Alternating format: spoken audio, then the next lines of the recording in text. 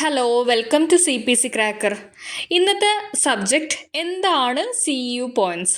CEU continuing education units, അതാണ് അതിൻ്റെ full form വരുന്നത്.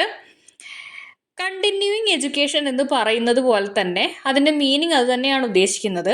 നമ്മൾ AIPCയിൽ നിന്നും CPC എന്ന് പറഞ്ഞ സർട്ടിഫിക്കറ്റ് നേടിയതിന് ശേഷവും നമ്മൾ ഈ മെഡിക്കൽ കോഡിങ്ങിൽ നമ്മുടെ അറിവ് വർദ്ധിക്കാൻ വേണ്ടിയിട്ട് നമ്മുടെ എഡ്യൂക്കേഷൻ വീണ്ടും കണ്ടിന്യൂ ചെയ്യുന്നുണ്ട് എന്നുള്ളതിന് പ്രൂഫാണ് ഈ പറഞ്ഞ CEU പോയിൻറ്റ്സ്.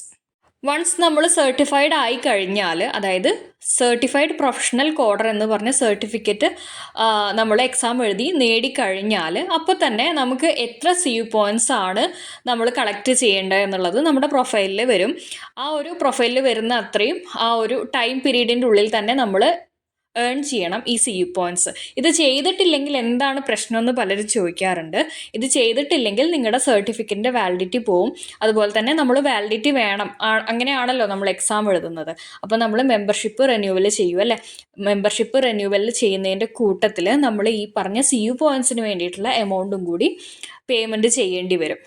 പക്ഷേ നമുക്കിത് ഫ്രീ ആയി തന്നെ ഈ CEU പോയിൻറ്റ്സ് കളക്ട് ചെയ്യാനും പറ്റും. അപ്പോൾ ആ ഫ്രീ ആയിട്ട് കളക്ട് ചെയ്യാൻ പറ്റുന്ന മെത്തേഡ്സ് വഴി നമ്മൾ CEU പോയിൻറ്റ്സ് കറക്റ്റ് ടൈമിൽ കറക്റ്റായിട്ട് അത് റെഡിയാക്കി കഴിഞ്ഞാൽ നമ്മുടെ സർട്ടിഫിക്കറ്റിന് പ്രശ്നമൊന്നും വരില്ല. അതല്ല CEU പോയിൻറ്റ്സ് നമ്മൾ ആഡ് ചെയ്യുന്നില്ല എന്നുണ്ടെങ്കിൽ നമ്മുടെ സർട്ടിഫിക്കറ്റിൻ്റെ വാലിഡിറ്റി പോവും.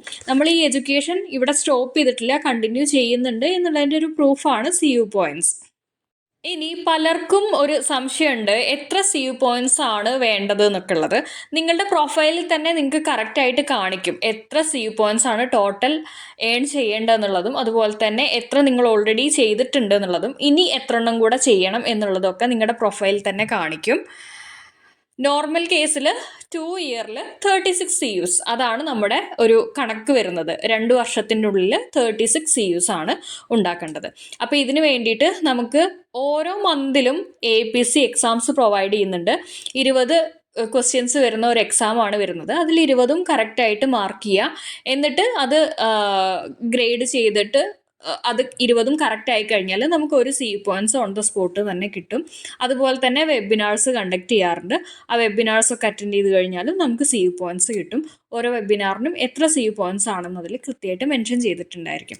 അങ്ങനെ ഈ പറഞ്ഞ അത്രയും CEU പോയിൻറ്റ്സ് മാത്രം നമ്മൾ കളക്ട് ചെയ്താൽ മതി. എക്സ്ട്രാ CEU പോയിൻറ്റ്സ് നമ്മൾ ഓൾറെഡി കളക്ട് ചെയ്ത് വെക്കേണ്ട. അവർ പറഞ്ഞ ആ ഡേറ്റിൻ്റെ ഉള്ളിൽ എത്ര CEU പോയിൻറ്റ്സ് ആണോ കളക്ട് ചെയ്യാൻ പറഞ്ഞിട്ടുള്ളത് അത്രയും CEU പോയിൻറ്റ്സ് നമ്മൾ ഈ രീതിയിൽ കളക്ട് ചെയ്യണം. അല്ലാന്നുണ്ടെങ്കിൽ നമ്മുടെ സർട്ടിഫിക്കറ്റിന് മെമ്പർഷിപ്പ് റിന്യൂവലും CEU പോയിൻറ്റ്സും കൂടി ആഡായിട്ട് വരുന്ന സമയത്താണ് നമ്മുടെ സർട്ടിഫിക്കറ്റ് വാലിഡ് ആവുന്നത്.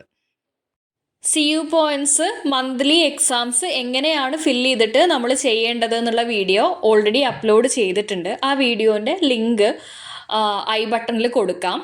അപ്പോൾ ഇന്നത്തെ വീഡിയോ എല്ലാവർക്കും യൂസ്ഫുൾ ആയിട്ടുണ്ടാവും എന്ന് വിചാരിക്കുന്നു. യൂസ്ഫുൾ ആയിട്ടുണ്ടെങ്കിൽ തീർച്ചയായിട്ടും ലൈക്ക് ചെയ്യുക. അതുപോലെ തന്നെ നമ്മുടെ വീഡിയോസ് ഇനിയും കാണാൻ വേണ്ടിയിട്ട് നിങ്ങൾ ചാനൽ സബ്സ്ക്രൈബ് ചെയ്ത് ബെല്ലൈക്കൺ കൂടി എനേബിൾ ചെയ്തിട്ടുണ്ടെങ്കിൽ നോട്ടിഫിക്കേഷൻസ് അപ്പോൾ തന്നെ നിങ്ങൾക്ക് ലഭിക്കും. Thank you for watching.